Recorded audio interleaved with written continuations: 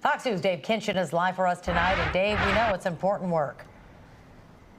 Yeah, no doubt about it. There are so many community activists who have said time and time again, you cannot simply police your way or arrest your way out of the problem of gun violence in this city. So 6 community groups, they're getting some federal money through the city to put their work into action to do their part. My son's best friend was buried out of this church. He was coming home from work and somebody killed him.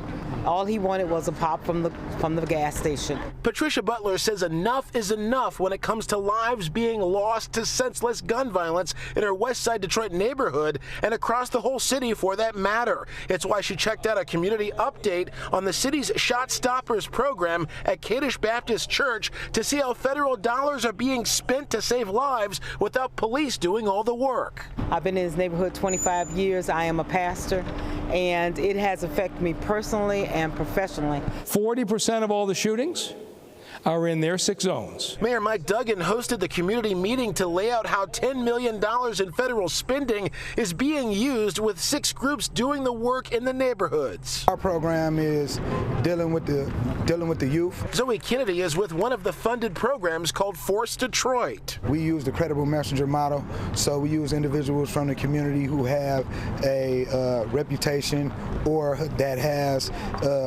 previous or pre-existing relationships to leverage that to make new relationships. Their efforts started August 1st with each of the 6 groups using their own strategies to reduce violence. They get a quarterly base budget of under $200,000 and get paid more money based on how much they reduce shootings in their assigned areas of the city. I want the people of the city to hear directly from the activists who will be in the neighborhoods, establishing the relationships and hopefully diffusing the arguments before they turn to violence. How will you evaluate the success of it?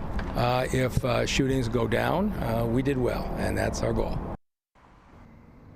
Yes, but what are those specific numbers? It's really all about metrics. That's especially what the residents want to know when they're dealing with seeing their taxpayer dollars spent on a program like this.